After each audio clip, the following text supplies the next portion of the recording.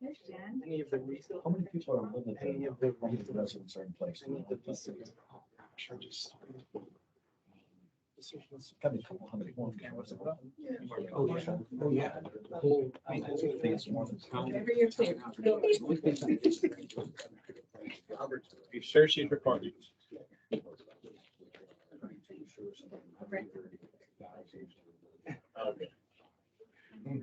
Yeah. Yeah. Okay. I think they also. Hi, Jen. Hi. And departments are.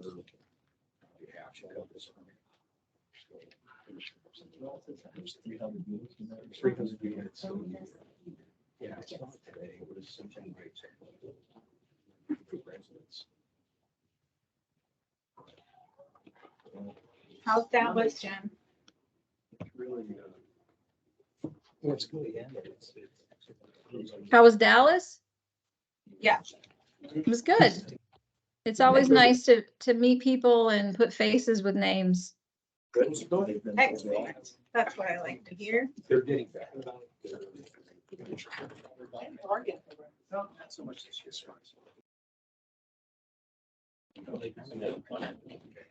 I didn't want to get locked out. Thank you for printing it off. I'm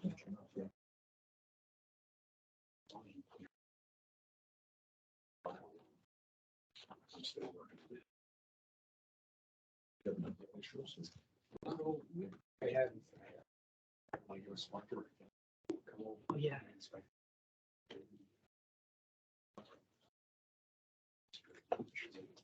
So every.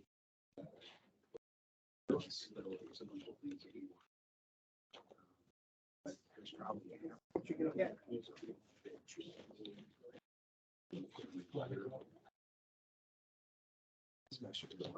yeah. So we have. Yeah, I'll get out of it. Oh, just in case I need that one. Right, since you're on the spreadsheet. Hi, Andrew. Hey, good to see you. Hi. Yeah. And they do. Let's go white, they're gonna reevaluate. Gee. Yeah, we had, 4 guys. Some of them know on the job. Oh, no. Some guys. He said, going to the front doors and stuff. Yeah, and a couple neighbors saw it, calls it support. Oh, yeah. Yeah. He's back able to watch, but. Yeah. But that's the kind of neighborhood. Yeah, yeah, that's good. The other one's back.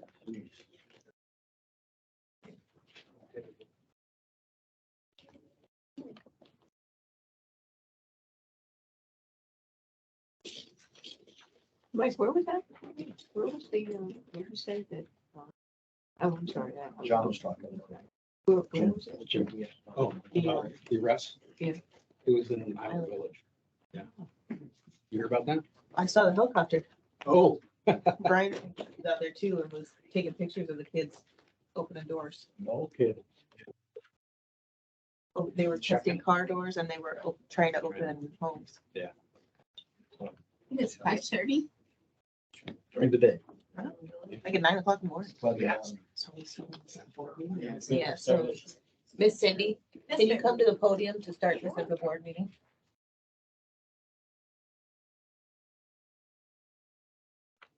Bye, Alina.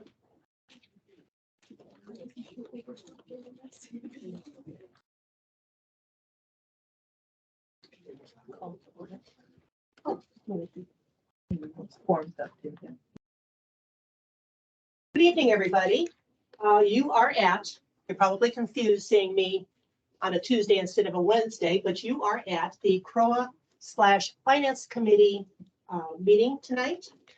This is Tuesday, June 27th, and it is 5:30 p.m. First of all, we need to verify the quorum of the CROA board, and we do have a quorum with 5 in attendance. Verify the quorum of the Finance Committee. You do have form of finance committee. Great. Okay, we will call the meeting to order at 5:32. Yep, you can talk. Over to you. Thank you. So, remind me, is adopting the agenda a motion or is that? Oh, the board needs to move to adopt the agenda. Sorry. That's okay. I do what I'm told. Do I have a motion to adopt the agenda? So moved. Jim? Do I have a second? Second. Second from Bill. Thank you very much. Now, All oh, in favor? oh yeah, all in favor? Thank you. Yeah. So I think the first order then is we need a motion to approve the meeting minutes from our time together on May 22nd. So moved. Do we have a second? Second. All in favor? Aye. Aye. All right. So next up is owner comments.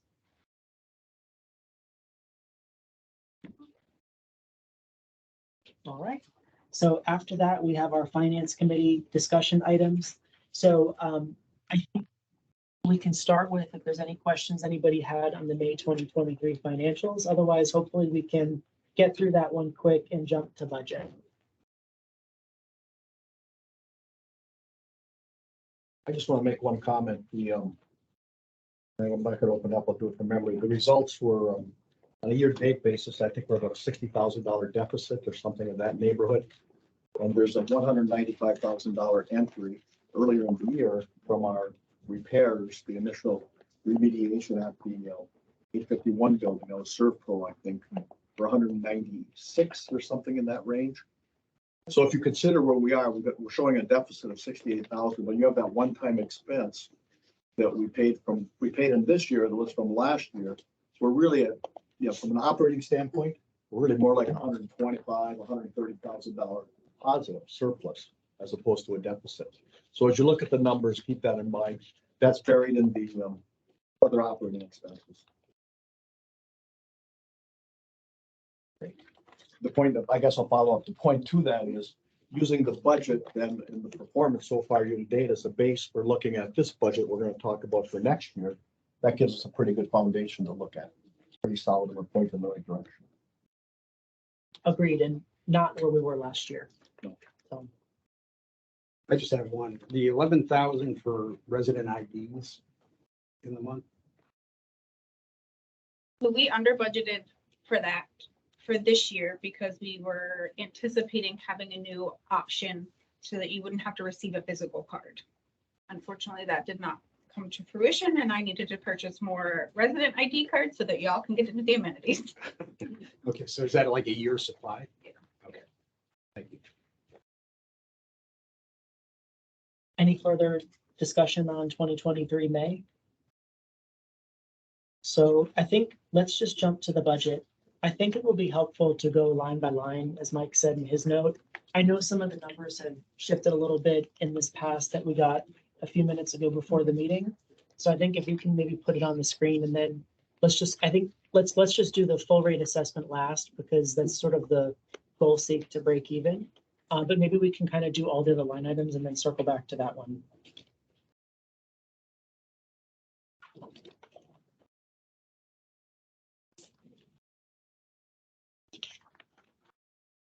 So I would look to you, Lauren, if you want to just kind of go.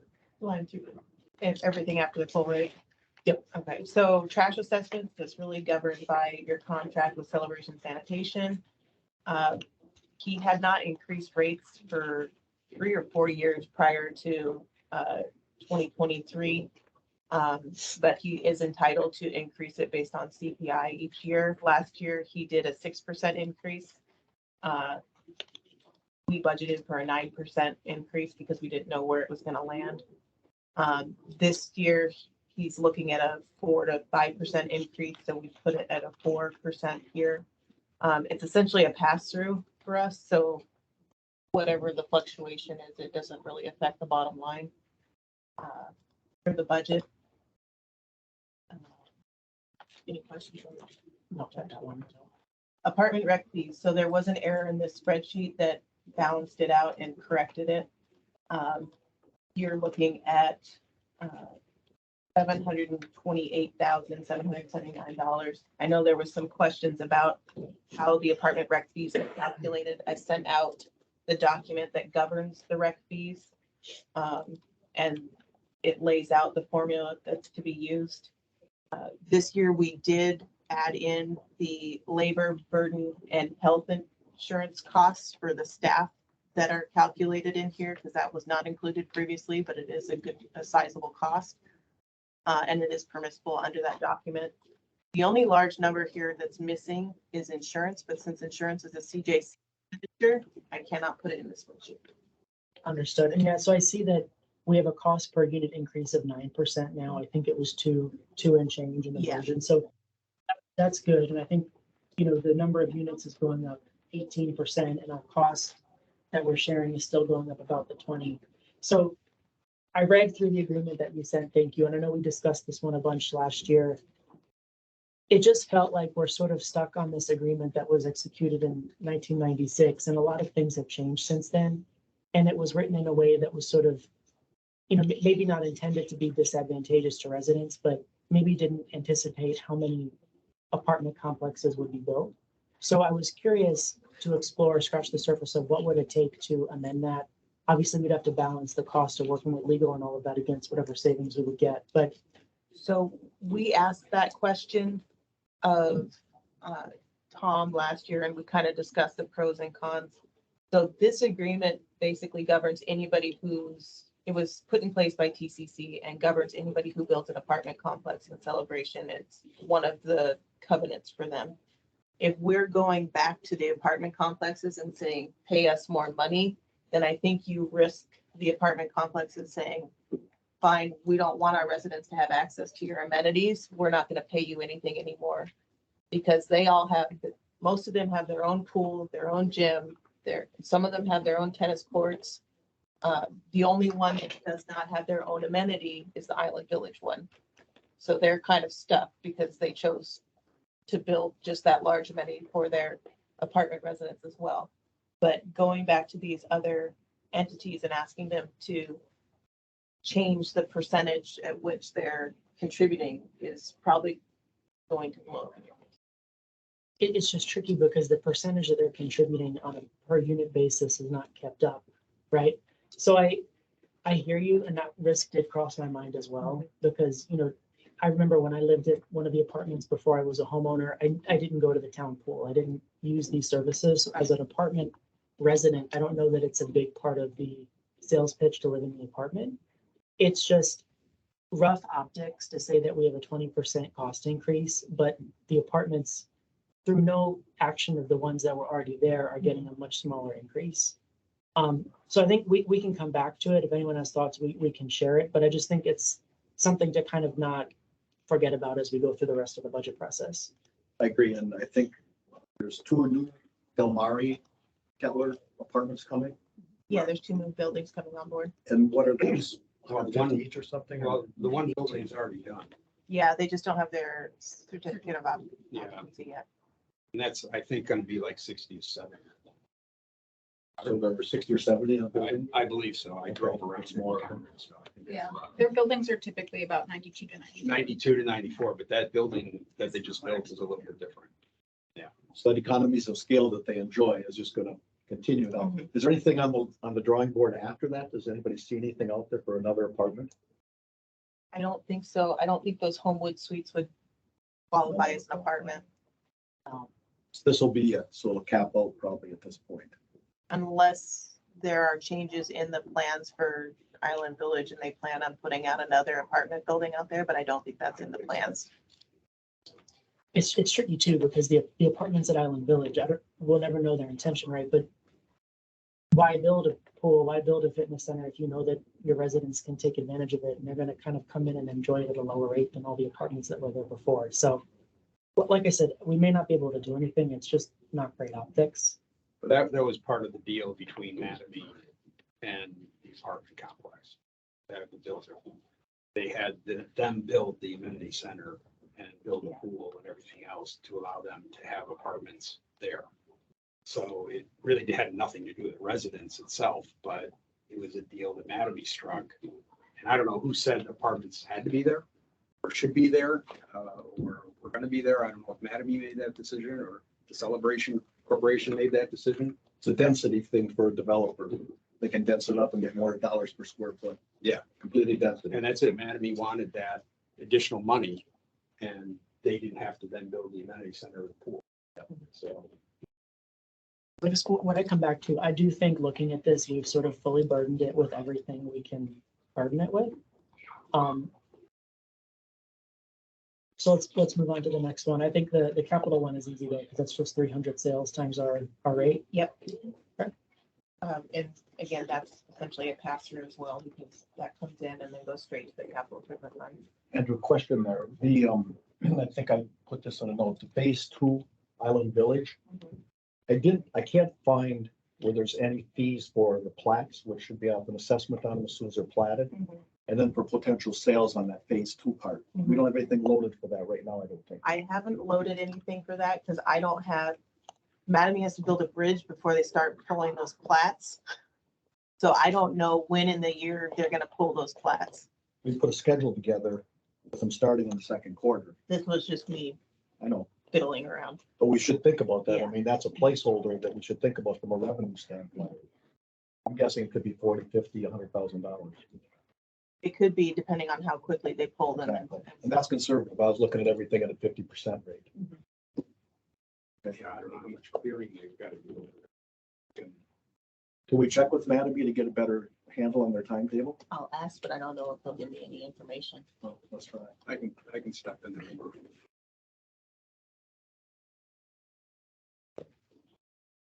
Let's see, resident annual fee, that was a 1-year thing that's not happening anymore. Collection income, this is just a carryover placeholder. Late interest income. It's significantly reduced. The logo merchandise sale has been lowered based on this year's projections. Service area maintenance fee, that's purely based on the number of doors in the service area. And it's adjusted based on the inflation number. So that could go up or down a little bit. Interest income, it's minimal. And then you have your Canoa rent income at 25,000. And interest income, I know we've sort of got that work stream to do the T-bills and all of that, but this is one area where we would hope to get upside. Yes. Comfortable not putting anything in covenant fees, given that we're projecting a pretty big number this year? Most of the covenants fees get waived. So we're looking at revenue of almost $200,000 here this year. I think that's a bad projection because we had one person get a $20,000 fine. Okay, so it's 160,000 instead of 188. We collected 62,000 so far this year, right? Yes. In covenants fees? In 4 Oh, months, yeah. it looks like it. Mhm. I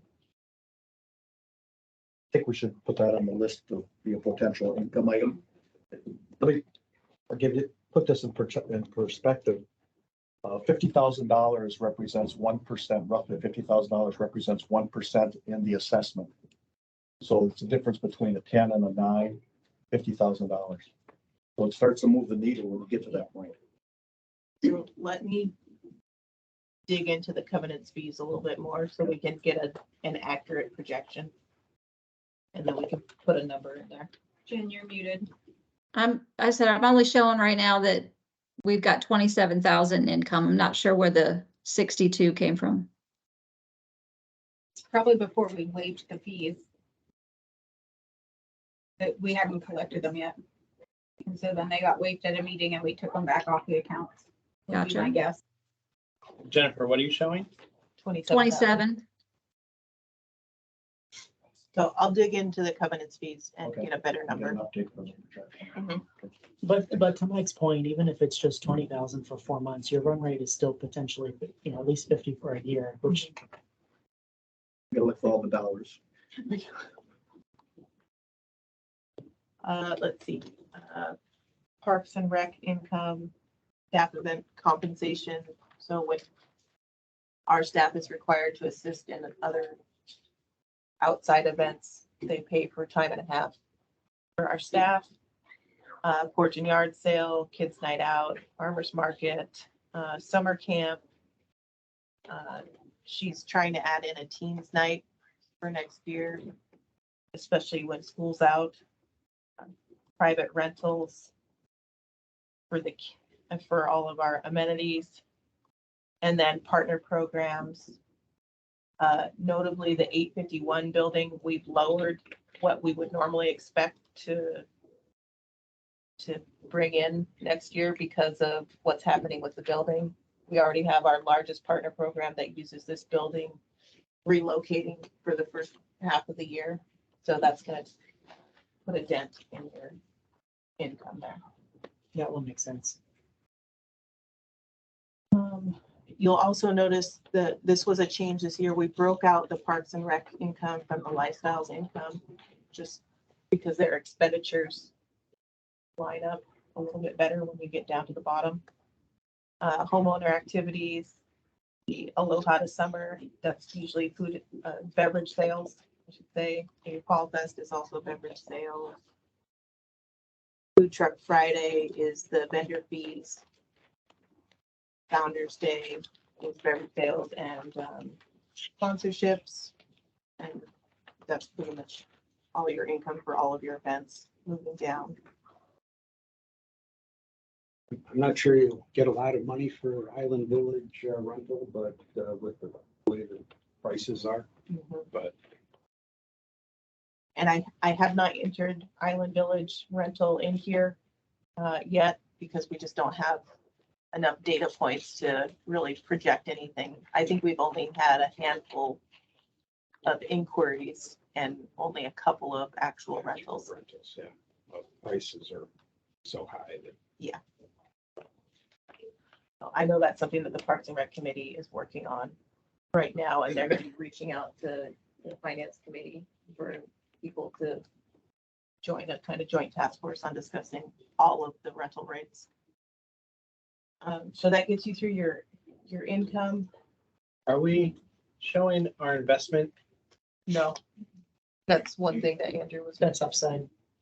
So we can talk that when we talk the banking one, topic D, because I know Amy, we've had conversations with Truist, not for the partner bank, but for setting up the T-bill and all that. So I think that's worth potentially at least $100,000 to us, which could knock 2 points off the rate. Should we carry that as a line though? But yeah, once we talk it, I think with the banking relationship, that's a bet I want to make in the budget this year. Last year, we didn't do it. We kind of figured that out, and I would say the October timeframe after it was too late, but I have to think that between now and the end of the year, we're gonna get this set up and we're gonna get at least 100 grand. So we can proactively make that adjustment. Yeah, right now there's just a $3,000 placeholder in there. What's that under? Under, Other interest income, Interest income, it's labeled down below the other income, Growth or of halfway down. Under the column above.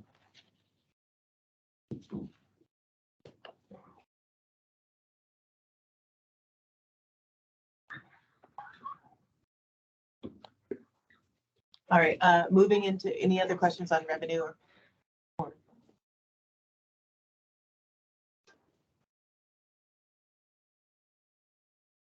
not on revenue. I think the bulk of my questions were on cost, so we can jump to that. All right, so electric has been adjusted. We are expecting about a 3% increase in the electrical cost. So I hear you, there would be inflation, and I see the comment that we weren't budgeted right in 23, but it looks like we're up 13% versus our forecast for 23. Mhm. How do we reconcile that with the 3%? You have Island Village coming on board that we don't have metrics for. We also have additional parks in Island Village that we'll have to pay for the timers for. So that's your biggest driver there. It looks like if we take out Island Village, it's a 6% increase. 851 has a big up. It looks like 851 is 15%.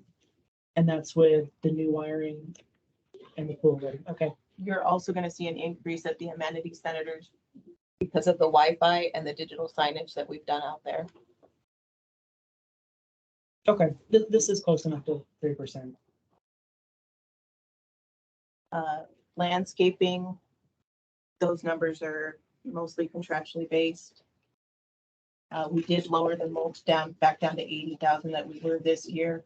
It seems to be mostly sufficient to keep the parks looking nice. The seasonal flowers, the 12,000 should be good. A lot of those haven't been booked yet because the first quarter were just done and second quarter are just being done. So this one being contractual, I know that this year we're seeing some pretty significant savings with the competitive bidding. We're at 939 forecast compared to 1.2 million. So I don't know that the approved budget is one for us to look at, but it looks like we're up pretty materially versus forecast. So you have an addition, you have Island Village Amenity Center, you have the Island Village common areas, and then I did put a placeholder in there for the additional phase 2A pocket parks that we know that we will probably get next year. Which line are the pocket parks? Because That's it a looks like, passive park thing. The Island Village build out. so the three Island Village lines, I'm seeing 59,000 in the budget for next year. Budget of 1.3 million is about 400,000 more than our forecast for the year. The 1.26. Yeah, I'm seeing 939 for this year plus versus 1.26. If I back out 59,000, I'm at 1.2. So I guess it's closer to a $300,000 up, but that's still a pretty significant growth. It's a growth of 28%. In the detail, it's two big items. It's the passive parks. Got $80,000 in the passive park stuff, and then the other one is the mulch. You haven't spent any money yet this year, and you've got 120 pegged for next year. I pulled it down to 80. Or you pulled to 80? Hey, Lauren. Yeah. Hey, one thing I wanted to talk about, and I don't know if this is the forum where we need to talk about this as a board. Do we have a landscape architect budgeted anywhere? Because I think at some point we need to have that discussion. No, you did, the landscape architect and the town architect were both cut in the budget last year. Sorry, point of order. I didn't think we were allowed to ask questions except for the two board members that are normally here. I thought this was a noticed meeting. We did last year. I just thought that this one, since it's preliminary, I'll leave Wasn't gonna have that. I'll leave that decision up to the committee chair. It was just we didn't want this to turn into a full-fledged board inquiry before you had any opportunity as a committee to have discussions about this. Okay, no, that's think- fair. That's fair. If there's a clarifying question like that, I think that's totally fine. So, but landscaping to the point though where it's contractual, I think it would be helpful to see if there's a schedule of the contractual obligations for this one, and then everywhere we've made a bet, whether it's for mulch or the passive parks or anything like that. I just think we need better sort So of visibility. on mulch this and one. seasonal color flowers are the only non-contractual pieces. Everything else is contractual based, and I'll give those contracts to you guys so you have the number. Thank you, I appreciate it. Just, I'm curious how we're okay with a contractual increase of such a large percentage, because even if I back out the mulch is another 80 out, and then 12,000, 92,000. I'm at an increase of 18% year over year. Just as a swag, what is the average increase of the contracts on an annual basis that we sign? They're 4 or 5%? they're a 3-year It's a lock-in. A 3-year lock? Yeah. There's no increase next year. I think That makes it even more there was a contract that was missed in the 23 budget. I think that's what the issue is. But we're not seeing it in the forecast, right? Because I'm trying to compare it not to the 1174. If we missed a contract, I would expect the forecast to be higher. Yeah. But I get that there's also the renegotiation in there. So let's just look at a detailed schedule for it. We can, What you're missing in here is the athletic field turf maintenance. Yeah. was not in 23. 23, is that what you Mhm. said? Yeah, and that is part of 24. So it wasn't in our 23 forecast? No, So who's paying for it this year? We are, We it's are. part of the new contract. it was just not part of- started. And how much is that? That one is, Maybe it's a dual thing. As you go back and scrub the budget, you also need to scrub the forecast. Yeah.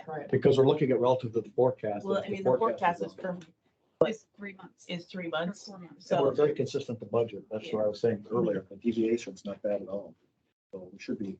Yeah, but this one, the athletic field turf maintenance went into effect in May. In May? I didn't have those numbers when I did the forecast. So That's fine. those are We can all a update little bit, yeah. So these so as 2024, we get through, we'll update the forecast each month. 2024 are true to the contracts that we have in writing right now. And I think if we can just look at those contracts, I think that would just sort of resolve a lot of these questions. That's perfect. I'll get those out to you tomorrow. Thank you, Amy. So is what was in the athletic field now in the CCFC? Yes.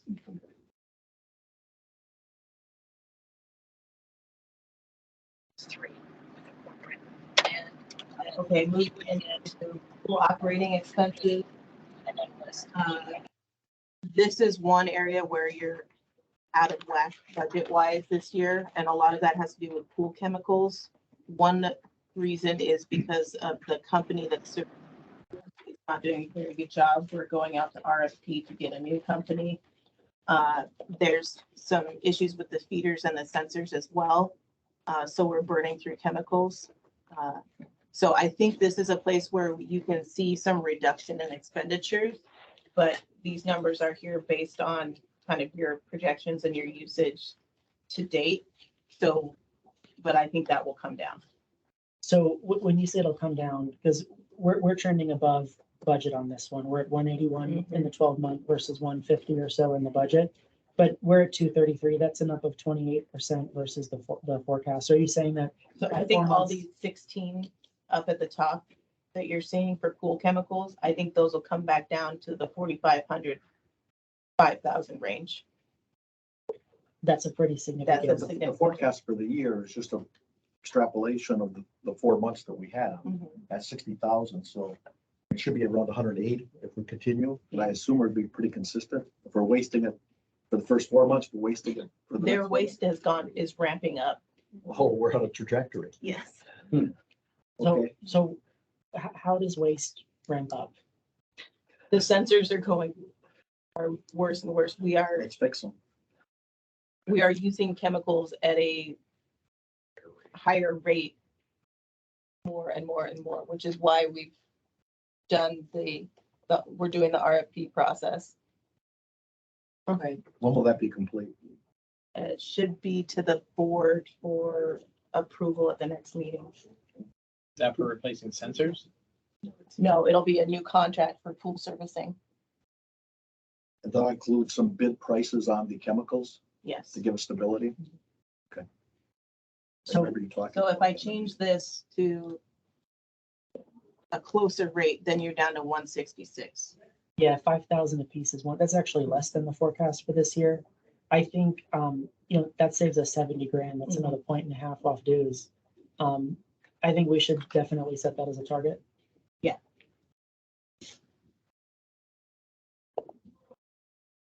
So the pool contract amount, that will change with whatever new company we go with. So that's why that's highlighted.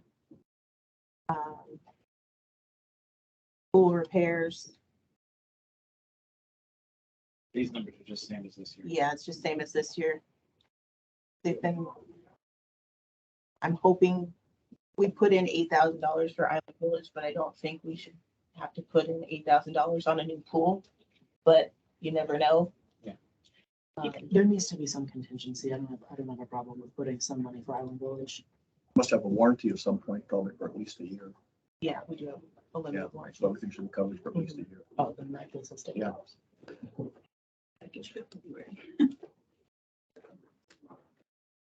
I only get to Yeah. February. Yeah. We took the pool over.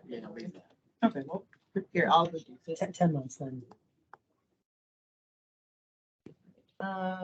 repairs and maintenance, covenants maintenance, this is if we have to go in and maintain somebody's property because they're not maintaining it. Dumpsters, the shop. And dumpsters in the park. Just paying Celebration Sanitation to tip those as part of your contract. Real quick on the covenant maintenance, this one is just my own education. We had a much larger fine than that. The fine is punitive on top of whatever we're collecting to reimburse ourselves. You're not collecting to reimburse yourselves for covenant maintenance unless you're in legal with that home. So then how would we have a different amount that we're fining someone? Fines are based on your governing documents. Got it. Okay, so It's $100 a day up to $5,000 per category. got it. Okay. This would be another claim if we went to bankruptcy or something. Yeah, it's just another claim. This is abandoned. Got it. Okay. Gas, oil, travel for the trucks. Maintenance for 851. We brought maintenance for 851 down because it could probably go down even more than that. Based on this year's projections and the work that's going to be done on the building. But all the rest of them are in line with what was budgeted last year. The gas increase of 13%, is that like volume driven? Like, or are we assuming that rates are gonna be higher? Yeah, we have to drive out to Island Village a lot. Even if it could go. Does that include the golf carts too? It includes replacement batteries for the NEVs. It's just a lot of gallons of gas. You know what I mean? It's like, Well, I you use get, gas for your leaf blowers, for your pressure washers, Your generator. your generators, for events. okay. The only reason I bring it up, it's not a large dollar increase, but enough like nickels add up to $1. You know what I mean? So I just want to make sure we're not sandbagging anywhere. But we can go to the next one. That's fine.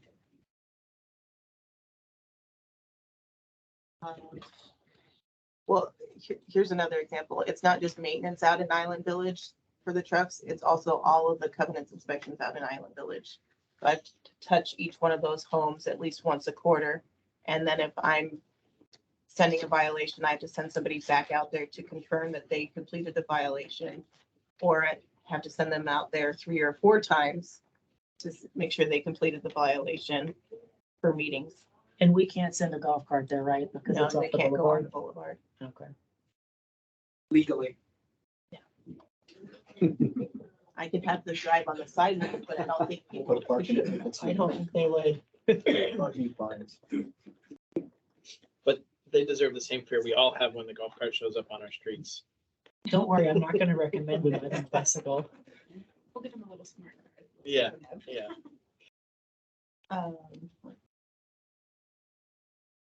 Any other questions on the maintenance? No, I mean, it's down overall. I think a portion of that is taking out the hurricane, the 21,000 that's forecasted this year for hurricane, taking down 851. I think otherwise in the aggregate, it feels like it's in the zone. There is a vehicle maintenance that's down, so that's where the batteries are, or? No, then the NEV batteries are up in gas oil. The vehicle maintenance there's actual battery maintenance that you have to do, and then changing the oil on the trucks, doing the tire rotations, changing the filters, all of That's in that gas standard.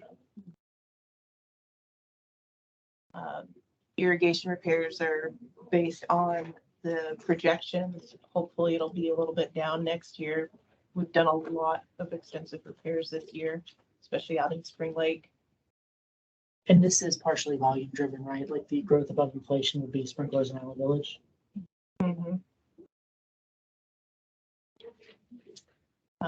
We already had to do sprinkler repairs in Island Village because the school construction broke the drainage or broke the irrigation in the mews next to it.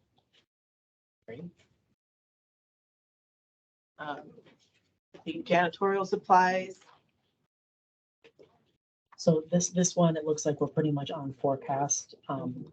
we're just way up this year versus budget. So it looks like it's pretty de minimis for, do we just miss budget? Is it that we're using more than we thought? Like what goes in this besides like paper towels and spray? I know it's a dumb question, but it feels like a lot of money for cleaning supplies.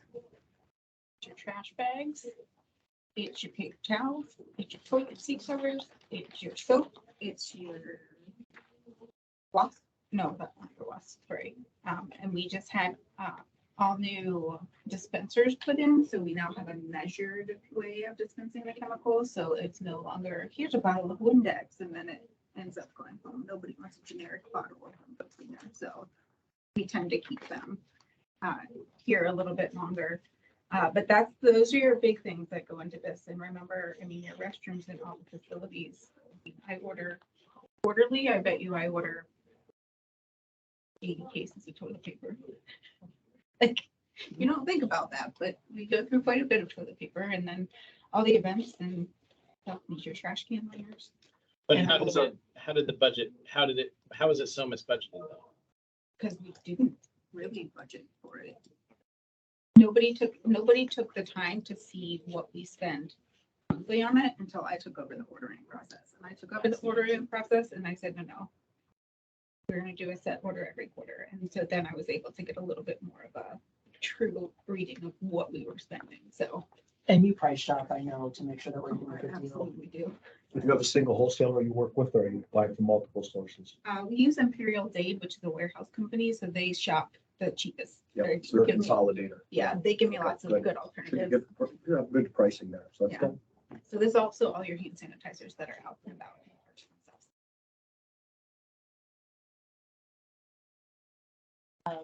The repairs, maintenance, rec field and equipment that those GLs have been moved down under the Parks and Rec budget. Safety and security, this is all the monitoring for all the pools, your security guard at CCFC Lakeside and Spring Park, and then I carried through the sheriff cost sharing agreement that the board implemented with CROA and Lexon. Currently, it's capped at a $12,000 contribution. Is Uh, that we the do biggest expect- driver of this 20%? Hmm? Is that the biggest driver of the 20%? That, and you're gonna see an increase in your security guard rates. They've gone up. They went up about 5% this year, and they'll probably go up around the same next year. Are we adding headcount going into next year? No. Looks like some pretty big increases. What's Oh. the, For staffing, No, for security headcount. so said another way, what's the rationale for putting an 8% in instead of 5% if we think their escalation's 5? we don't know what they're going for. I can put in a 5%. I vote we put in a 5. I'm looking at the numbers wrong because it looks like it's 83,000 to me for the year projected. We're at 136,000 next year. Am I on the right line? Yep. And I'll take the 12,000 out as an incremental. And it's still something in the 45-50% range. So the first 4 months of the year, we only had security on weekends. In the summer, we have a security guard here 7 days a week, so the price will go up in the summertime. But that's where the forecast has to be accurate, because when we try to look at it, the baseline it, you tell us if there's a different, cycle through the year. We should forecast that in the remaining 7 months or whatever that we had. I was waiting for the numbers. I didn't have the numbers because the rate also increased and I hadn't gotten it yet. So if we can update that too as part of the whole process here. So I brought that down to 5% increase. That's a big drop. How many dollars is that? You're down to 133,542 Or 5%? Or was your 5% reduction? Instead of the 8%. instead of the 8% for the security guard company. Well, I think the issue is we're just trending so low in the forecast because these security guards. So Amy, I hear you that we've got, different spending level in the summer with them 7 days a week. Is it that we didn't have them on the books for the whole year and that's why? Yeah. We didn't start with them until partway through last year because we switched security companies and they were significantly more expensive than your pre-existing security company. You also have them 7 days a week in the summer, and then you have them 7 days a week in the winter for holidays. So, got it. So the most of the increase then, besides the 12,000, is a rollover impact for partial year. But I'll get you the contract numbers for that one. Thank you. And then what does the monitoring line mean? I know it's not a ton of money. That's all the, your emergency phones at the pools and your fire monitoring. You can't not have fire monitoring, so.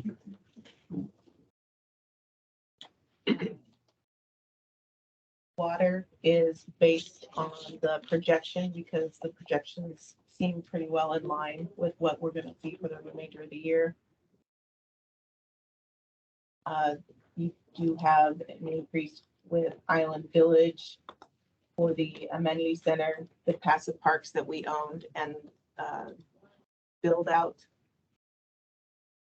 Those are soft numbers because we don't have enough data points yet to really project. So those could vary as well as we get more data. So we're up about, if you back out the 3 Island Village lines, we're up about 5% year over year. And we do know there's an increase coming on the rates. That's without leaks too. Okay. With all our irrigation breaks. You've already had Planning 4 committee. major leaks this year.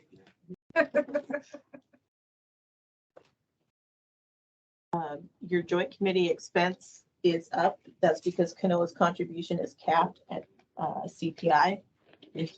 What is the joint committee expense? The Celebration Joint Committee is the parent committee that is over Canoa and Croa.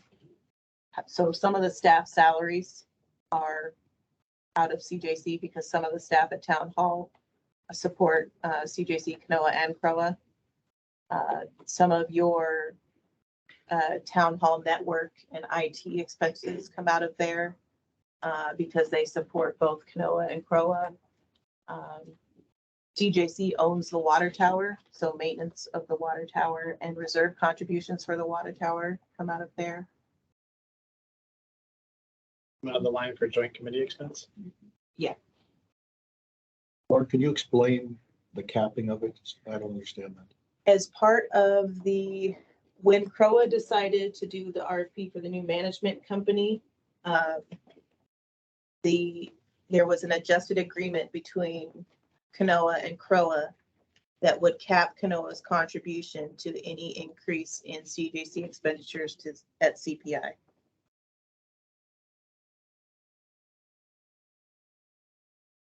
And that cap is affecting this by $500,000? So Canoa is capped, but I have them at a 4% increase. You have some increases in CJC, mainly at the IT infrastructure and network area. So the CPI cap, that would sort of make sense for expenses that are recurring over there before.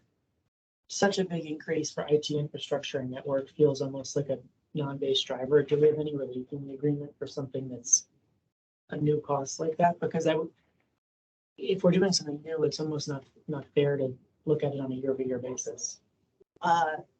I don't recall a contingency in there for something like that, but I can relook at the agreement and I can send it out to everybody. Thank you. That'd be great. Yeah, if you could send that out. 'Cause that's I'd like to see a schedule that shows where we hit the cap and why you had to add that allocation to them to draw it down, to buy it down to the 4% or whatever you said. Just, you know, mention I can't get my arms around it. This doesn't pass my smell test. I'll send you the agreement. No, I don't want an agreement, a schedule that explains it. A sub-schedule that shows me where the changes are, shows us where the changes are, Yeah, to cause the cap. yes. So here's what it is pre-cap, and then here's the next column is the adjustments, and then here it is post-cap. We can see what the adjustments are.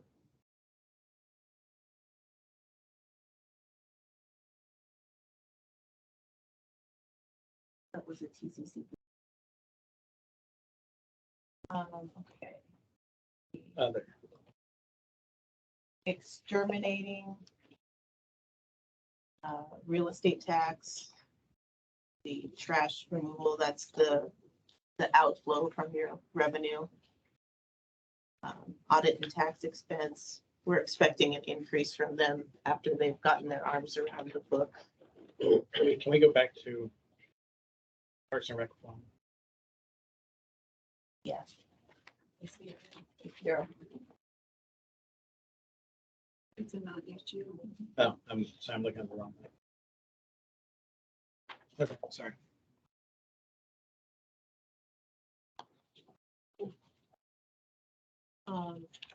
There's still a 0 for the tech committee, because I know somebody will ask that. Talked about. Audit and tax, like I mentioned, we're expecting an increase from them. I don't think it'll be as high as 30%, but I do think it'll be sizable based on their comments to Amy, so she's gonna try to nail down a number from them for us. Collections is the same as last year. Covenants and art is the same as last year. Engineering is the same as last year. Engineering, something that I think is a policy decision at the board level, if they want to keep that or not. That was put in there for the Island Village townhome turnovers. We've been having an engineer go out there to look at the townhomes before we accept them. We've paid the engineers for their work that they've done so far this year, last year, because now they're just going back and updating. So that's something that to be considered if you want to continue with that process or not. And so you said for the work that's being done this year, do we prepay them last year? Is that- Yeah, they invoiced us last year, and they've only had a couple of redo reports. Got it. So do we anticipate that the 20,000 would continue to be spent on Island Village work, or would it be for other needs? This 20,000 was specifically for the Island Village townhome turnovers.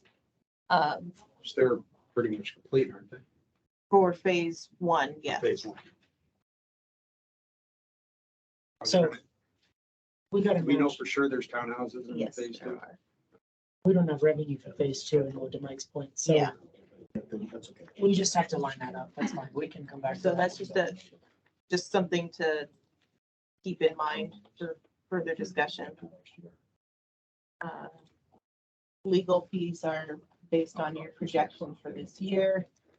And so I would love to know if there's a way, I know we spend a lot on that. I know he comes to a lot of things, like I know we had him come to the election and all of that, but a 14% increase year over year, the projection looks like we're spending more on him this year than we thought. Well, so his fees went up this year that we were noticed after the budget was finalized last year. Okay,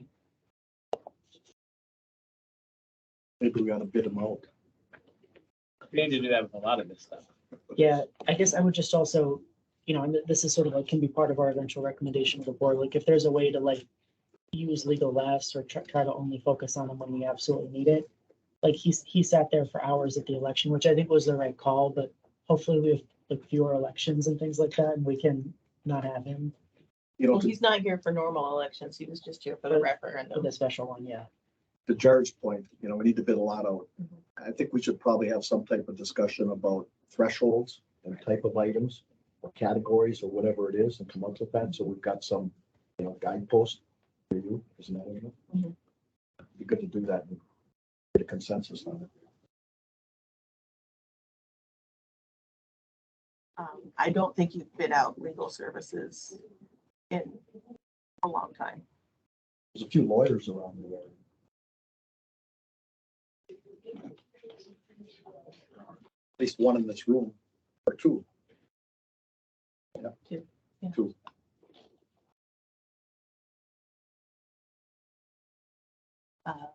Bank charges, credit card charges. Credit card charges are down. We switched from the Regions credit cards to the Amex credit cards, so your Your credit card fees are down and fixed for the year.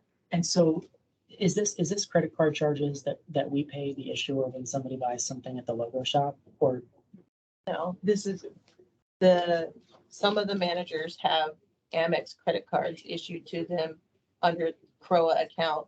So one-off purchases can be made. but do they have fee cards? This fee is the annual fee. This is an annual This is fee. for fees, but we So- make it back in rewards So what do we use the rewards points for? to pay on the card. To pay on the card? And so where would we see the income? Or we would just see it as a reduction in our other cost lines? It just, Yeah.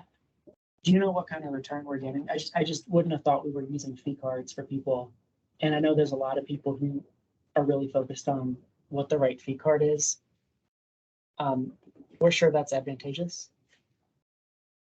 So we went with Regions before, and they would only give us a $30,000 credit line for six cards.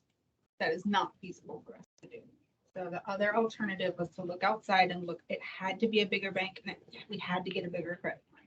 In order to do that, anyone was going to charge us a fee. This was the most secure way we felt that we could get a credit card with the amount of credit that we needed to be Okay. able to move forward. And because it's the reward thing, it comes out as a wash in the end. You come out, okay, I just want to make sure we're getting at least $715 of benefit out of it. I see that it's materially less than we budgeted, which is great. I've not heard of a reward card that will convert to cash to pay your bill.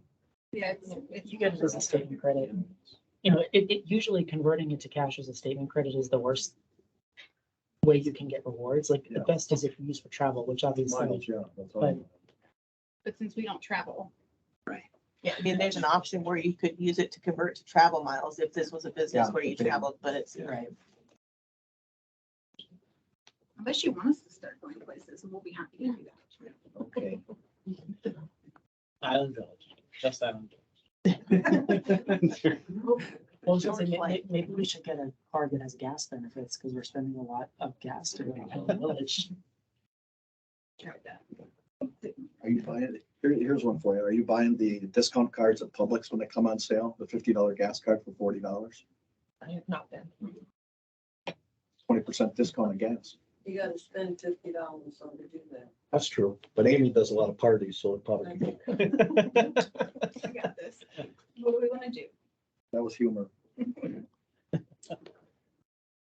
Homeowner activities, these numbers are based on the recommendation from the committee. I will note that I changed the bottom line here, the event equipment replacement, because they had originally requested to purchase starlights. They're lights that we've been renting for our larger events out at the complex that they would pay for themselves after a couple events from not renting them. But that could be a capital expense if the board wanted to go that route. And it's not technically equipment replacement. What is So I it? backed that up. How much is the equipment? It's $16,000 for two of them. Oh, and it pays for itself after a couple of events? Yeah. Then, yeah, let's make a recommendation for them to. So for this one, maybe I just wasn't looking at it right. It looked like our proposed budget isn't that much more than budget for this year, but our forecast for this year is really light compared to budget. Forecast is wrong. Forecast is wrong. All of those, So that all means- of the events that haven't happened have not been forecasted. Oh, why? I have absolutely nothing to go on. Well, we can But at then it least could go be on the budget. budget. You can at least go on budget. Yeah. Fill the budget then, just default to the budget if you don't have a number. Yeah, we have to do that, because otherwise we're not looking at real data. The base is screwed up then. So for the events that have happened now, I'm kind of scanning through this. It looks like most of them have come in, other than food truck, which might be an outlier because it's sort of every week. Most of these look like they've come in more expensive than we budgeted. Yes. Yeah. So we have to, do we do anything in here to show the offset of what the income was for the event? Well, that would be under income. That would be under income. Right, but that would, So we could look at a view of just those two. I think it would be good to have sort of a separate schedule of events where we had a column for the income, a column for the cost, and then we could just, I'm not saying that every event should be, profitable, right? Like some of these we do for our enjoyment, but I think it would be helpful just to kind of balance. I think you had your hand up, Cindy. Yes, I'm sorry, may I ask a question? You may. So I'm noticing that the community course has been cut. I don't know from the budget for this year. I don't know It's if the not committee in- realizes. It's in Parks and Rec. Okay, so it's still there, it's Yeah. just not here. Okay, thank you. Never mind. Yeah, all the I Parks see it. and Rec events were pulled out of the lifestyles events and pulled down under Parks and Rec. Thank you. Sorry. Most of the Parks and Rec events are very close to cost neutral versus the lifestyle events. So we wanted to separate them out. So back to the topic of the budget and the comparison. I know that's not a big ask, but that's a task for someone to do. But can we look at that? Because I know from a board perspective, I want to know more about that. Yeah, they have separate tracking sheets for each event, for their budget, so we can pull those together. And it can be simple data though, budget, actual revenue.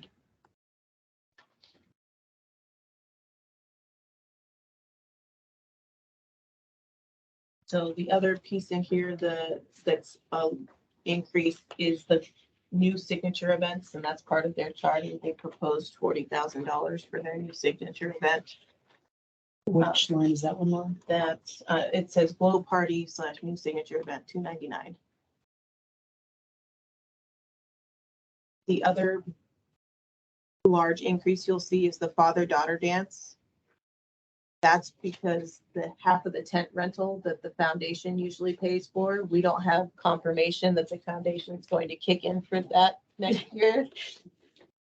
Could we get confirmation on that one, We're maybe? trying. Well, actually, I think. I don't think they're doing an event around No, the same we're not gonna time. do a concert. The Yeah. concert series changed, so we're not gonna marry up. So we did it for a couple of years where it matched, but it's not gonna match this year with the schedule. So we were So- just waiting for confirmation from Kathleen about that. Yeah, not from me. The father-daughter dance, is the father-daughter dance portable timing wise? Like could the father-daughter dance move to when there's a foundation event?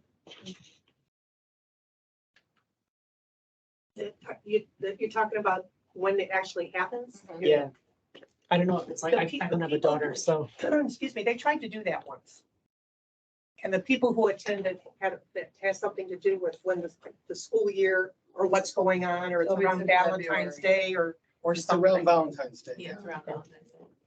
which doesn't change, but I think we could make some adjustment if we were gonna. But that's the reason. That's helpful.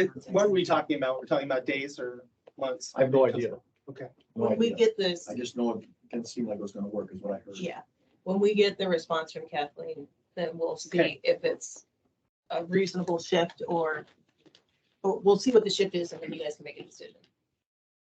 It's an event licensing. We have to pay for movie licenses and we have to pay for liquor licenses. But we have not been ever before. They've been built into the different event budgets previously. We just wanted to pull it out and highlight it specifically. Same with the next one then. Yes. I think for me, it just goes back to be helpful to see all this side by side, because something like the father-daughter dance, if people knew, maybe they like to have it this time of year, but if they knew that they could save $10,000, $12,000 by having it a different time, maybe they would say yes, and if they just don't have that context. And then the same thing with some of these events, like, if we have to pay a huge license fee for a movie, are people showing up to that movie? I just want to have a little bit better analytics around this Sure. stuff. But I know that that's a bigger conversation than this. Is there income for the father-daughter dance? Yes. Where is that at? Under On revenue, And that's the Under view, other income? under income. homeowner activity. And that's the view that we don't have. Oh, I see it. Yeah, To line up. thank you. You are raising the price of the tickets this year also. So we'll marry up the revenue and expenditures. So all the Parks and Rec stuff is new because it's just moved. Yes.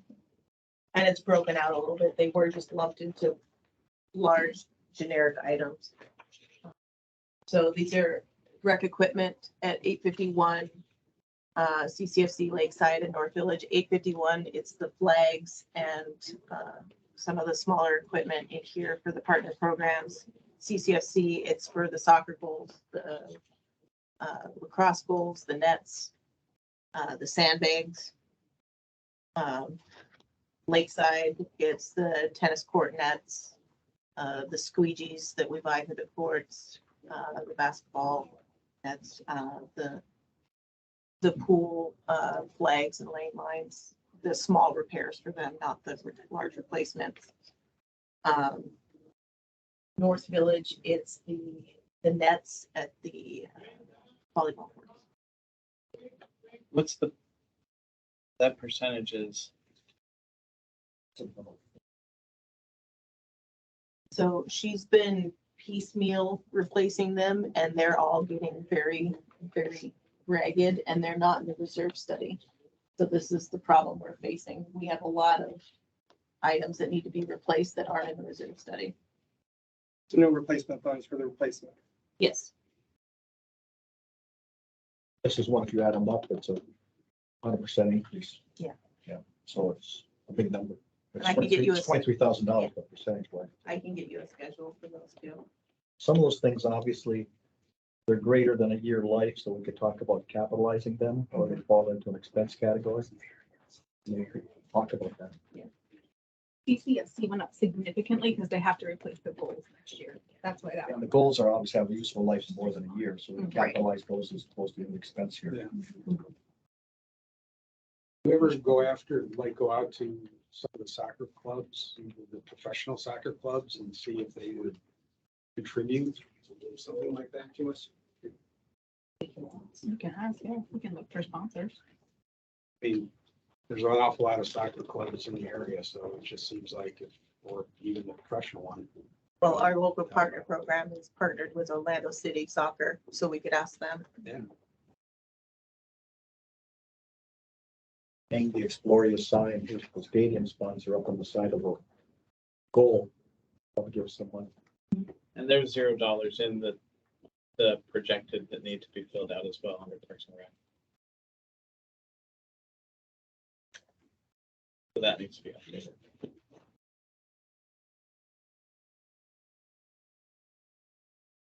So communications, Budget mailing, this was one of your questions about the 720 requirement. so even if people were to opt in paperless, the law still requires us. Still have to send you a physical copy. That's such a pain. I know it's not you guys, but I really wish that we could opt out of that. Andrew, I didn't hear your comment. I'm sorry. Oh, it was all good. It was over email. I was saying, is there a way to opt in paperless for all of these association communications? But it sounds like legally it has to be paper. The budget one I do have. Elections, 11,000 every time we do it. yes.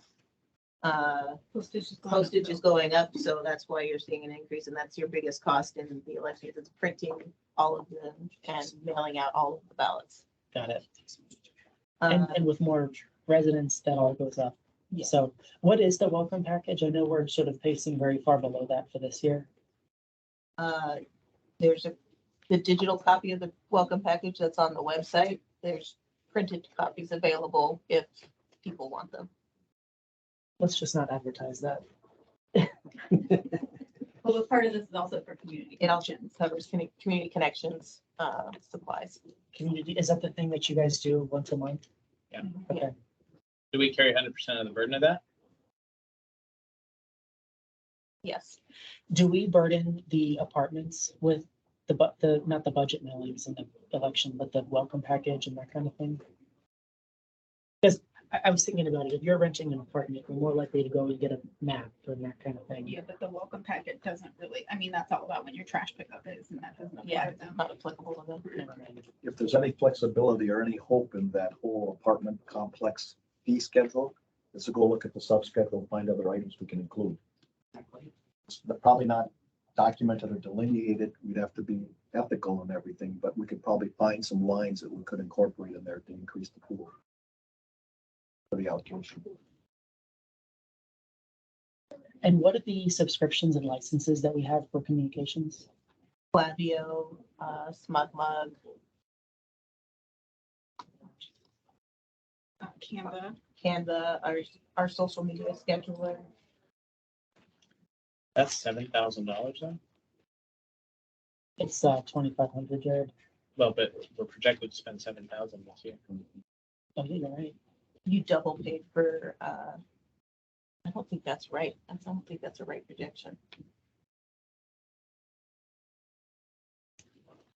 Yeah, I don't know. I have to go look at each individual one. If those are ones I don't. I can pull them. We can just vote on that one. I think you're pretty true to the 2510. No, I think that might be their annual licenses, so. Yeah, I just have to pull it again. Then insurance. Insurance, you don't pay insurance out of COLA. Okay. That's pretty Oh, wow. good. P&L. The dinghy on the other side. It's under CJC. You want to talk about it now, or we're gonna go through CJC? I can talk about insurance now if you want. Got it on my schedule.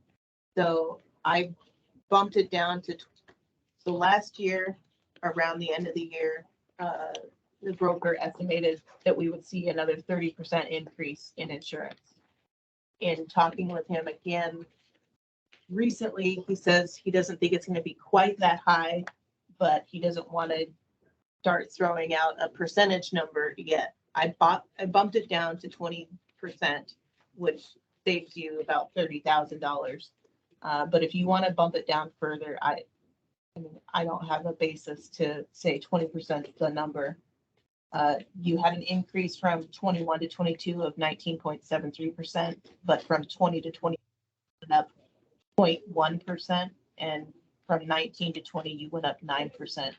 So there's no trend line for me to So make you've got a. it at 20% for the renewal in 23, the end of 23. What you said, So I added a new column, yeah, okay, and what's the dollar number? Got it there? 319, 926.77.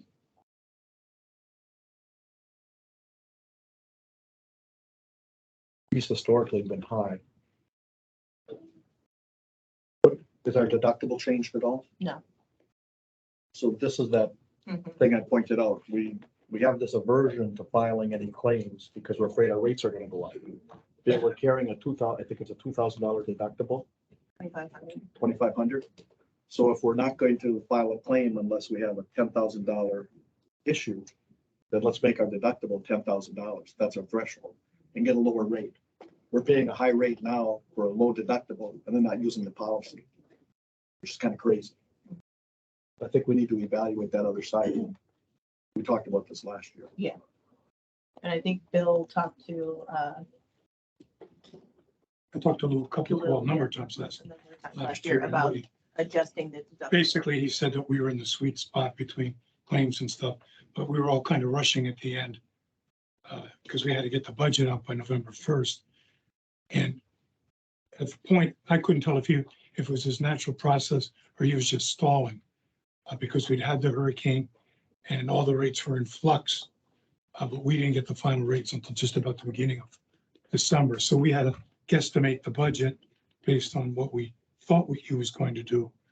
The final numbers coming in, I think only 2 or 3 days before all the budgets had to be renewed, which is December 7th. So we have more time this year. But last year, Ian seemed to be driving a lot of everybody's thinking. I'm sure his answer is going to be, well, I can't look at that until December again. New rates won't be available. But maybe we can look retroactively and look at this current year. And if we had a different deductible, if it was $10,000, what would our rate have been versus what it is? Let's see the order of magnitude. Is the size of the prize worth it? I mean, we should have enough information to make a conscious decision here. Have that conversation with Luke. Okay.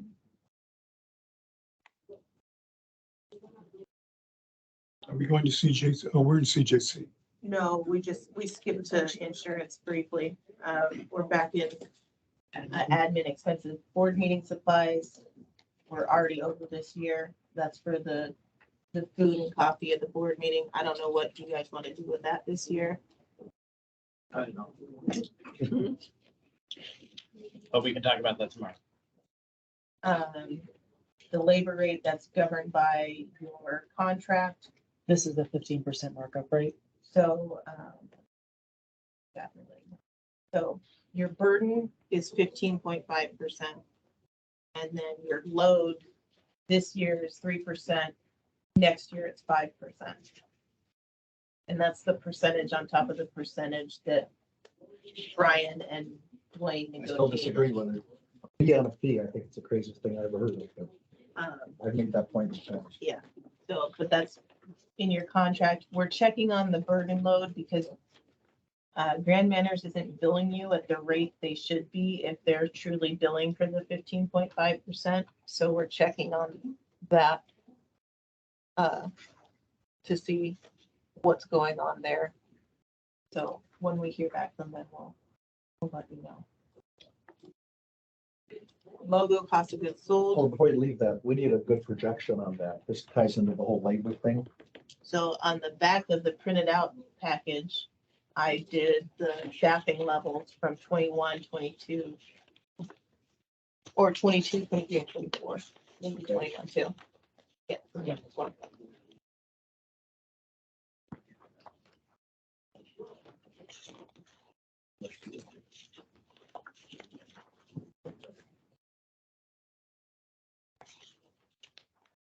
Well, let's save that for compensation.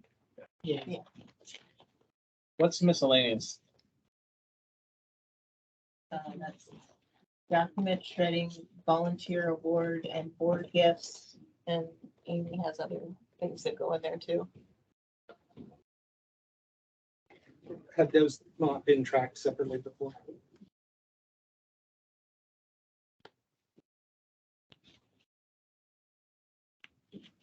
And then I think the last big one in this bucket, the town hall network, that one has a big increase year over year.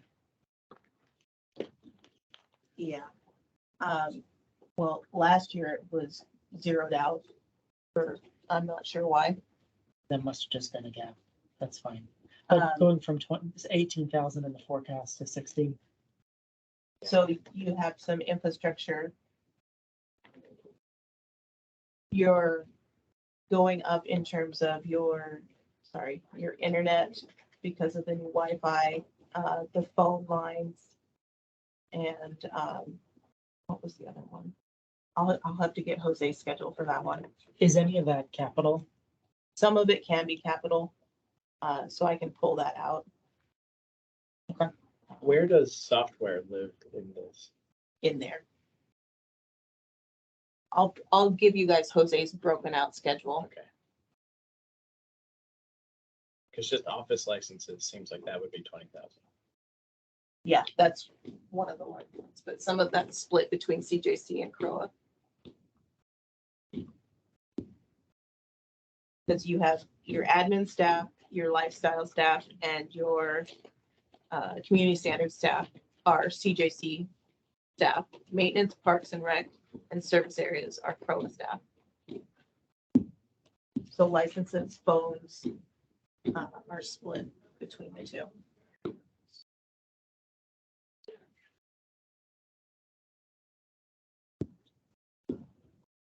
Any other questions on this? Let's jump to comp. Do we need a formula in row 371? That should really be in the recreation thing. Okay. That's good. CCC. That's been moved, right? That's Yeah. good. Okay. It's been reabsorbed into recreation stuff. So, like I said in the note, I recognize this one. It is, so if it makes more sense to talk this in a different setting, I totally respect that.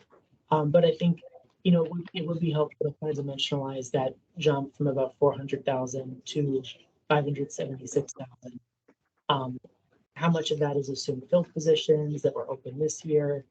What vacancy factors assumed? What are the new positions? All of that information would be helpful, and we can kind of. So digest you the have the new schedule. position for the schedule for the last few years. But outside of that, I think that's more of a executive session discussion. Totally, so we can come back to that one. So I think, just sort of a holistic, knowing that we can't really talk compensation in this setting. it feels like we have probably 150 to 200 in revenue between interest, which I think we can be fairly aggressive on, as well as the covenant income. I feel like we probably have at least $100,000 in costs just from areas where we've been a little bit conservative budgeting it. Taking out 300,000 or so, that would take our dues increase from 15% to closer to 10, would leave a gap of about $500,000. So I imagine some of that we could potentially find as we go through, some other areas, but I'm sensitive. We had a pretty sizable increase in our dues this year. I think a lot of that was sort of hyperinflation driven, but I think, a big corporation, you don't accept hyperinflation, even if it takes more than 1 year, you kind of look for opportunities to mitigate it. So I think, the to-do on my end would be, I'd love to kind of know what would we have to prioritize and sacrifice to get to a 0%. That gap of 500,000. I'm not saying that we should do it. It might be painful cuts, but I think there will be attention on it, because to go and have a big increase last year and then potentially even with the 300,000 adjustment, I said another 10% increase. I don't know that that will be palatable for the community. So I'd love to kind of make a motion for us to discuss what a reasonable, target is to kind of come up with as a committee for us to review next time. Question, Andrew, what was your total number that you just estimated? That I took out. Yeah. I said 150 to 200 for revenue, and then another 100 or so for costs, just the things we've talked. I think the pool one was the biggest. We took out about 70,000 in pool.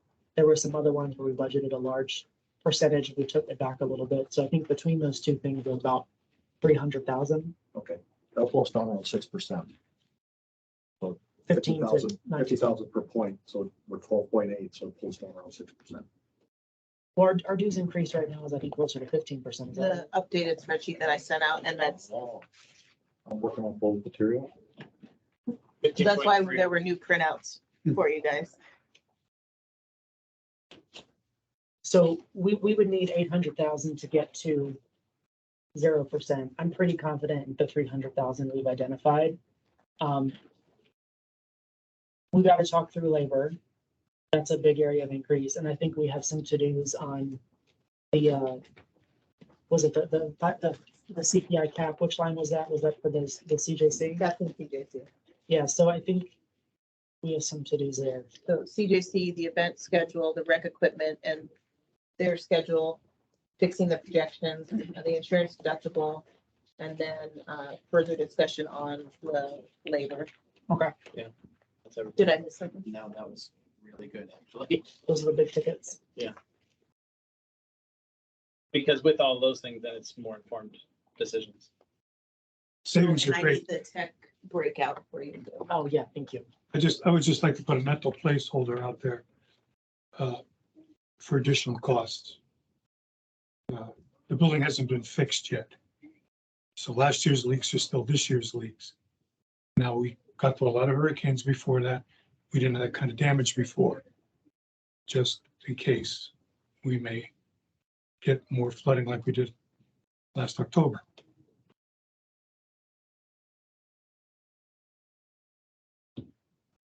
And we were doing so good till I said that. Yeah. No, but you're right. That's not wrong. Oh, and the other one, Oh. phase 2 Island Village, we've got to talk That's the revenue again. revenue. That may really offset. And that will be incremental to the 300. So the previous sheet we had, we came in with expenses less than revenue by about $400,000. That was a error in the formula. It was an accounting for the capital improvement allocation. Now we're at a break even on that one. At 15%. There was another error in the park and rec fees that I found. So we lost our 400,000 and we had a 3%, 300 basis point increase in the Yes. assessment. That's a big swing. It's a huge swing. The hill just got steeper. It's a 90-degree.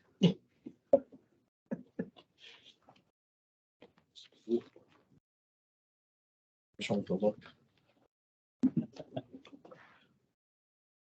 Okay. There's another item I referred to, and I'll just throw it on the table. There's that receivable on the balance sheet from the From the capital fund to the replacement fund. Yes, that's from your audit last year. That's the audit that was way behind and the guy passed from the COVID and everything else. And we went off some verbal discussions, I guess. I think that's what Jen said, verbal discussions that Brian had with the auditors. Mhm. So I don't know if it's time to make that entry and move that. So you Obviously, just sign the form so Jennifer can move the money. okay, when we move that, that should affect our replacement fund contribution. Year-end balance. Uh, We throw $400,000 in there on paper, and I don't know what we used as the base to establish that replacement fund allocation. So I think that's a pickup of $400,000 when we make that change. So I'll give you the comparison between your year-end balance projections and what the reserve study projects you should be at the year-end balance, and then you can talk about making an adjustment to your contribution. It's at $1,035,000 or whatever right now. Yeah. Okay, and we're gonna move money from capital fund to there on paper. $400,000, Yes. so. the I trade- just want to make sure your year-end balance is still on target for what it should be based on the reserve study. Because you don't want to risk underfunding. That's all I'm saying. Just look at it. I understand, but that exercise should have been done when we decided we're gonna put $1,035,000 in it. That's just purely based on the reserve study. That's what their recommended contribution this year is. Okay, I just don't want that to disappear. If we get some leverage out of that, Yes. I don't want it to disappear and suck up in the I'll do replacement with the fund. reserve year-end balance. And I have a comment to that, which what Mike's raising is good, because if we were to fix up this building with what we think needs to be done, that's going to impact the reserve, because those things which are scheduled for the next 10 years or so will be fixed, and that will then impact. They will neither get 10, 20, 30-year bump into the future, and that in fact could have impact on our next reserve study as a reduction. So one other thing on apartment fees, I think there was great work last year, sort of thinking about this in a more intuitive way, thanks to Mike. We had sort of budgeted all of our revenues coming in and what was going to go to cost. I think last year in the budget, we had 50% of the apartment fees going to capital. Yeah. It looks like this year we don't have any of it going to capital, is that right? Correct. That'd be correct. I thought we had 400,000 available to move around, but obviously with the errors there, it changed as we came here. So yes, so what would be going with the capital fund is just the capital assessment. I just think, and I'm not opposed to it. It's a change in methodology versus last year. We almost have to sort of normalize our cost increase is bigger than is really bigger than the 15% when you kind of factor in, we're not even taking all of that to the OpEx fund this year. I think we have to scrub it down to see where we are and go from there. So next steps, we have all these, We've got these schedules. action items. We'll get those out to you and update these numbers based on what we find there, and then we'll send it back out. but then I guess I will go back to my point. I would ask the committee, do we feel we need to sort of set a target? I think 300 is very safe. I would like to see what does it take to get to zero? Again, we don't necessarily do it. It's just I think we have an obligation to sort of scrub this, and with how outside the box we are, I think we got to set a big target. And you may recall from last year when we talked about this. And we've always worked with that apartment fee. It's now an allocation from operating money to the capital fund.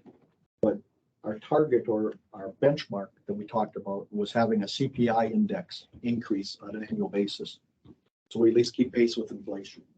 That could be CPI index food at home. That could be all things without energy. I've got those numbers, but it looks without energy, it looks like it's about 5% for this year, going into next year. So I think if we stay, I don't know, zero might be interesting to get a perspective, but I think we should target an index around the CPI to keep up with inflation and costs and so on, and never go to a zero. You're just going to get behind over time. We're going to get behind. You can't solve it by counting forever on open positions, that kind of thing. I just think some of these things, we take a hard look at some of the events. We take a hard look at the landscaping. I hope there's opportunity. But But yeah, if we want to start with a target of 4 or 5%, I think that's fine. And then we can look for further opportunity to refine based on what the board is looking for. Cindy? Just an FYI. So years back, management company prided themselves on not raising, you know, probably remember this, Jack, not raising assessments for 6 or 8 years. Remember, it was 9/11/40, 9/11/40, 9/11/40. When we had the big increase, I went and I applied the CPI each year. And when I got to last year, we would have been actually paying more than what we ended up paying last year. If we had applied the CPI all the way over those, 6 or 8 years where we did not raise accessible. Oh yeah, I agree with you. Our CAGR is fantastic, even with the big increase last year. I just, I don't want to give up the gains or give up the benefit that we've been able to achieve. So I mean, I think that what Mike said about you, then you don't have so much to catch up on is. And I think the big item here is labor. And I don't know, Lauren, that's going to be a tough one. And I think I asked, can we get benchmarks from Grand Manners? Where can we get some metrics that we can use to kind of compare ourselves? It's somewhat of an arbitrary process, but let's keep in mind, it's 30+% of our revenue. I mean, it's a big number, big number. So there's a similarly sized and staffed community in Texas that I can get metrics on. Those would be helpful. Lake Nona is another, Village Walk is another one of ours, so we can get metrics from that one. I don't know what process you go through for new positions. I know the company I worked in, it was a life and death situation before we put a new position. We had to test we used to call it the hear lightning and see thunder test. That was the test. And we put people through the ringer before we put position. This is a company that's 160,000 employees. So, I mean, just to be completely blunt, you're understaffed in your maintenance staff. They're playing whack-a-mole out there. They're not able to actually do proper preventative maintenance in the amenities. That's why the bathrooms look atrocious. That's why, there's so many seller service requests for just simple safety issues that the team should be able to address in their morning walkthrough. But there's just so much out there that they're not able to get to. And looking at it holistically, that area might be understaffed. Another area may be overstaffed. I mean, we need to look at it holistically. And I know you've got some pain points. We've got to look at the other things too, and maybe there's some compensations or some offsets. Great. So the other big issue is doing all the manual covenants processing. I think once we get an application that actually works, then you can probably see some relief there. But right now they're manually doing all the covenants violations through spreadsheets and mail merge, which is time consuming.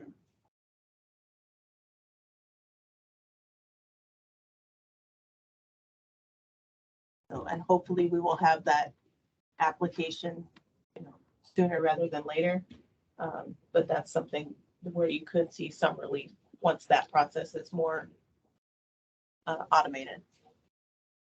Because you have 2 administrative staff members supporting the inspectors just to process the paperwork. So we're at time. I know we have the banking relationship topic, but maybe we could cover that one over email if everyone agrees, so that everybody can go home.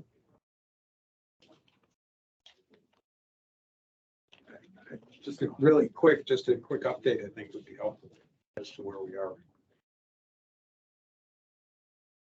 I mean, I can tell you where I'm at with Truist. I'm still waiting for them to get back to me to set up the accounts. And Jen has been working on the accounts with CIT, correct? The 3 accounts for CIT are open. What I'm waiting for them to do now is to give me access to it, which should happen in the next day or 2. And then once that happens, we'll be ready to rock and roll and get money moving and get everything on the right track to switch it over. Excellent. That's great. Thank That's you for great. making that a priority. And then Amy, if you need me to sort of engage with you to sort of make the Truist thing move along so we can start getting the T-bills going, I'm happy to join calls. I'm happy to go. Okay. yell at them in person. Yeah, at this point, I just would like some communication and I'm just not getting it. So I'll call Jay tomorrow and see if he can shed a little light on why his superior is not getting back to Time him. is money there. Every day that goes by, Mhm. probably 4%, 4.5%, whatever.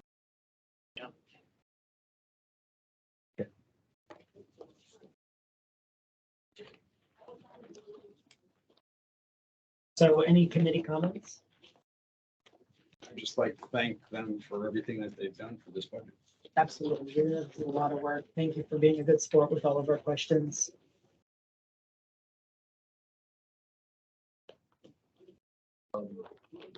Target meeting or next pass or next step?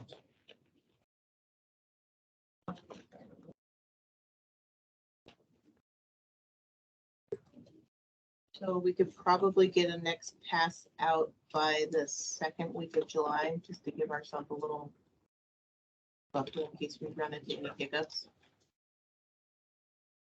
Because we're also, July 3rd and 4th is fully focused on the event. We're not, town hall's closed.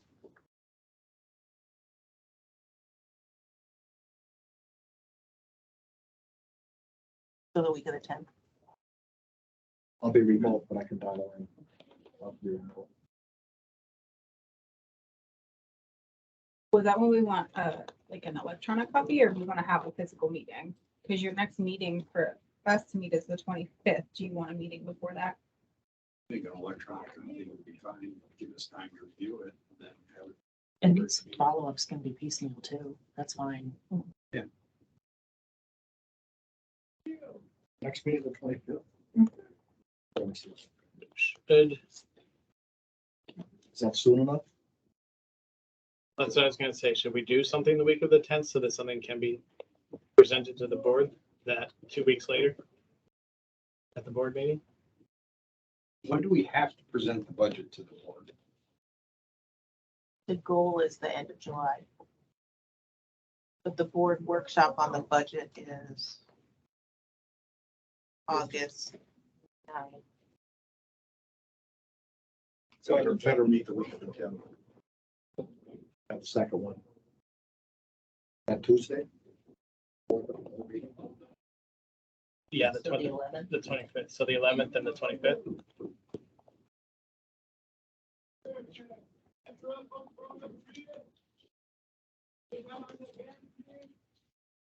I have to verify with Nikki that the room's open. That we can tentatively set it for that. I feel like that's a maybe. ARC is on the 18th. The 11th has special events and dog park stacked. So we could do it 5, but I just want to make sure there's nobody else booked in here.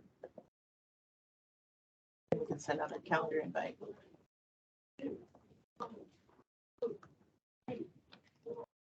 All right. So I'll make a motion to adjourn. One other point, Yeah. Oh, to As you- the board. as you go through the scrubbing and so on, if you could keep a tally sheet off to the side. I mean, we can pour through the detail again and see where the adjustments are, but if you could kind of tally adjustments that have been made in some fashion. So we've got an aggregate, got it all in one spot. Yeah. It'll be a little bit Internal, of a roadmap. I've made some adjustments as we've been talking, so those won't be. Capture them all. I know. If you can't, you can't. Otherwise, you're chasing Hunt and Peck and trying to find what you got there. I can at least know We never had a meeting. what I've changed. Who's on first? Are we done? Go for it, Cindy. Having no further comments from the committee or the board, do I have a motion to adjourn? So moved. Jim, second? Second.